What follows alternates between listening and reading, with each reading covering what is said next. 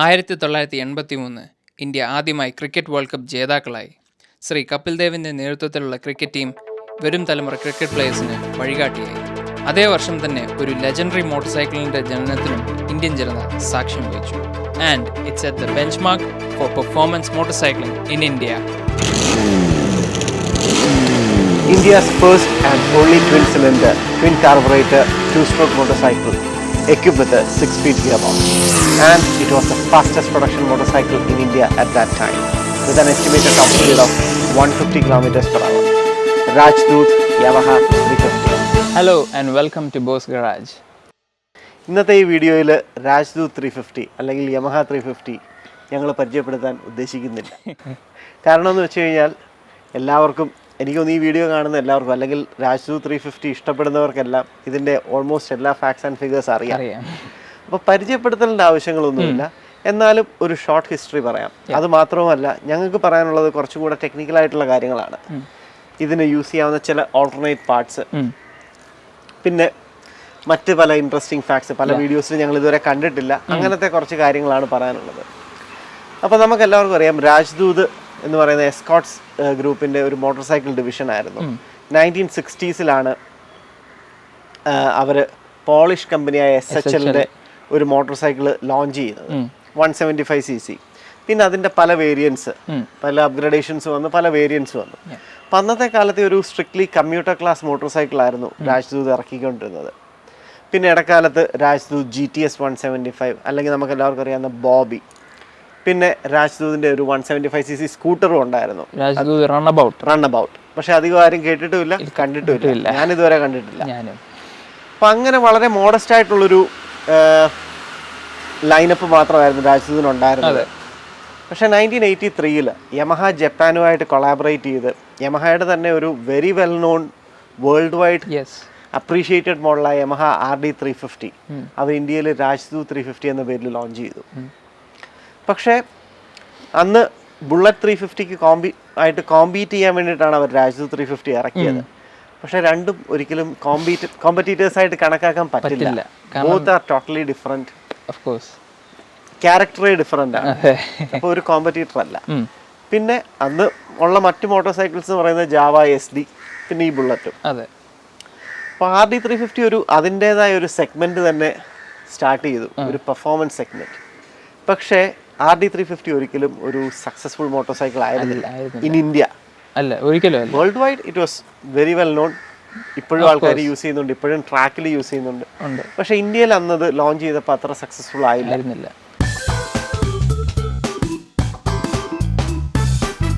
അതിൻ്റെ കാരണങ്ങൾ പറയാം. First, it was a most expensive bike at that time in India. ബുള്ളറ്റിനെക്കാട്ടി എക്സ്പെൻസീവ് ആയിരുന്നു. പിന്നെ spare parts cost comparatively higher. പിന്നീട് വന്നത് parts availability.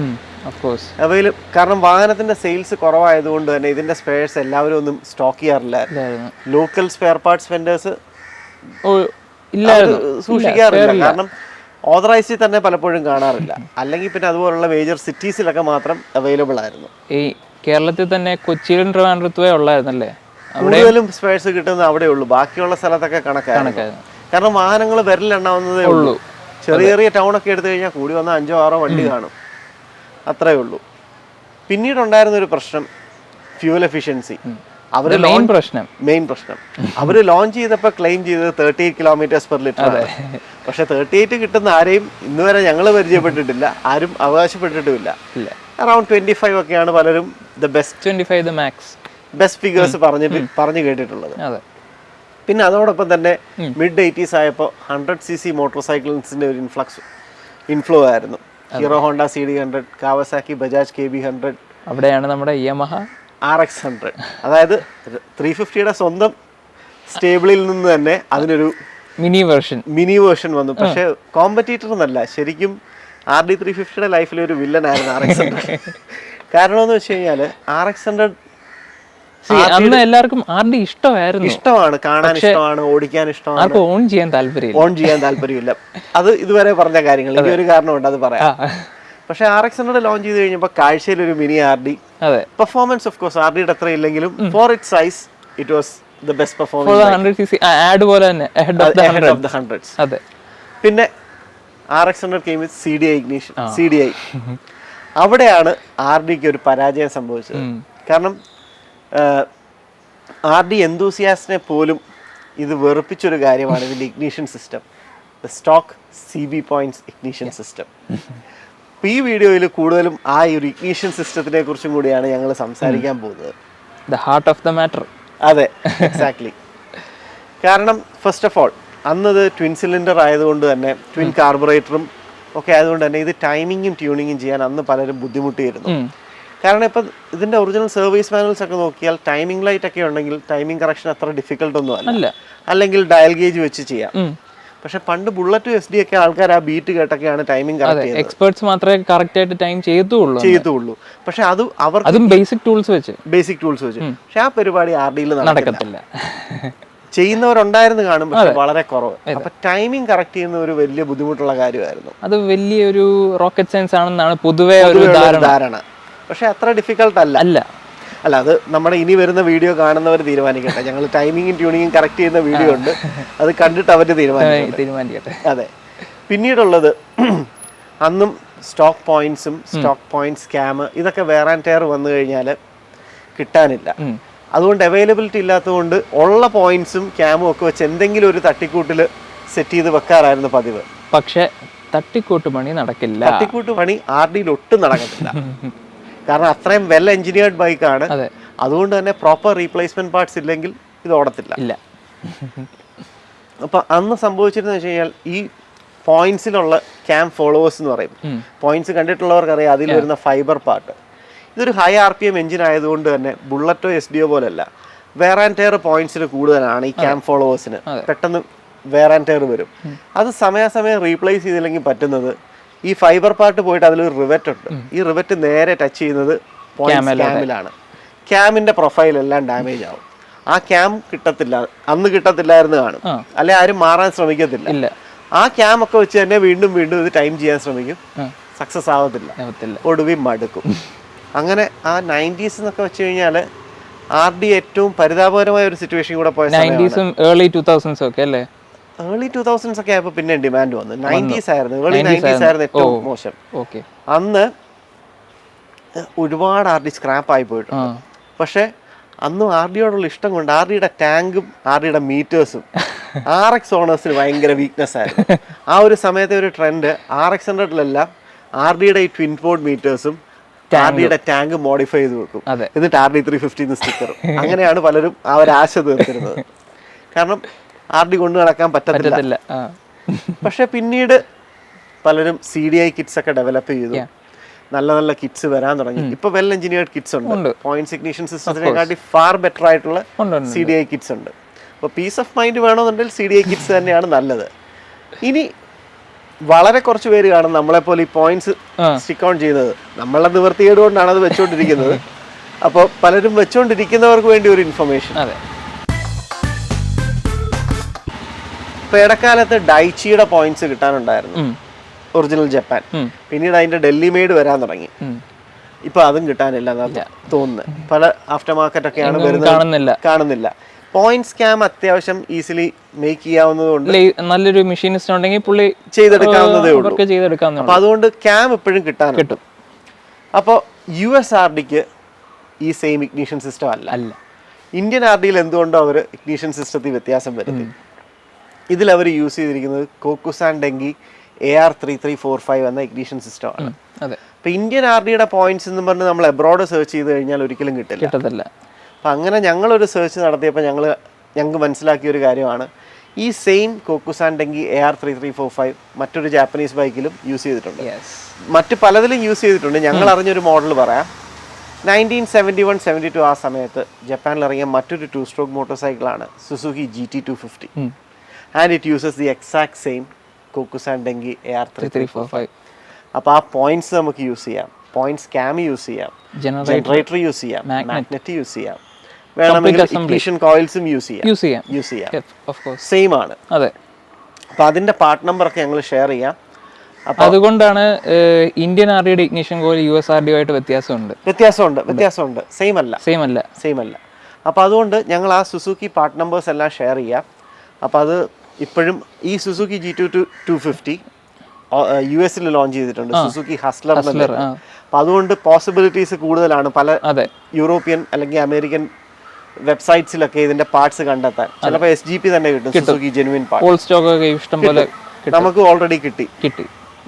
We managed to find 2 points Suzuki genuine part. അപ്പോൾ അതൊരു ഓപ്ഷനാണ്. അപ്പോൾ അതൊക്കെ ചെയ്തു കഴിഞ്ഞാൽ വീണ്ടും നമുക്കിത് റിലയബിൾ ആയിട്ട് കൊണ്ടു നടക്കാം. പിന്നൊന്ന് പോകുന്നത് ഇഗ്നിഷൻ കോയിൽസ്. ഇഗ്നിഷൻ കോയിൽസ് പൊതുവെ പോയിന്റ്സ് ആർഡിയിൽ യൂസ് ചെയ്യുന്നത് പഴയ ബുള്ളറ്റിന്റെ ബോട്ടിൽ ടൈപ്പ് ഇഗ്നിഷൻ കോയിലാണ്. അതാണ് നമ്മൾ യൂസ് ചെയ്യുന്നത് അതാണ്. പക്ഷെ റീസെന്റ് ഒരു യൂട്യൂബ് ചാനലിൽ മെഹദാബ് ആർഡി മോട്ടോർ അദ്ദേഹം യൂസ് ചെയ്യുന്നത് പുതിയ ബുള്ളറ്റിന്റെ ഇഗ്നിഷൻ കോയിൽ ഡയറക്റ്റ് ഫിറ്റ് ആണ്. അതും ഷാസിയിലോട്ട് ഡയറക്റ്റ് ഫിറ്റ് ആണ്. ആ കറക്റ്റ് മൗണ്ടിങ് ഫാക്ടറി ഫിറ്റ് പോലെ ഇരിക്കും.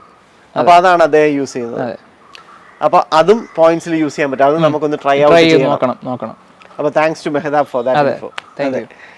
പിന്നീടുള്ളത് റെക്ടിഫയർ. ഞങ്ങൾ ആദ്യം യൂസ് ചെയ്തത് പഴയ ബുള്ളറ്റിന്റെ ചെറിയ റെക്ടിഫയർ ആയിരുന്നു. അതൊരു 4-5 എണ്ണം പൊട്ടിപ്പോയി. ഒന്ന് കൈ കൊടുക്കുമ്പോൾ തന്നെ അത് അതിന്റെ വഴിക്ക് പോകും. പിന്നീട് ഒരു friend fellow RD owner Ranjith പറഞ്ഞതാണ് ആപ്പെ 3 വീലറിന്റെ റെക്ടിഫയർ. കഴിഞ്ഞ 7-8 വർഷമായിട്ട് യൂസ് ചെയ്യുന്നു, ഒരു തലവേദനയില്ല. ഇപ്പോഴും കിട്ടും, ജെനുവിൻ പാർട്ട് കിട്ടും. And it will last for at least 10 years. അതെ, അറ്റ്ലീസ്റ്റ് ഇപ്പൊ 8 വർഷമായി.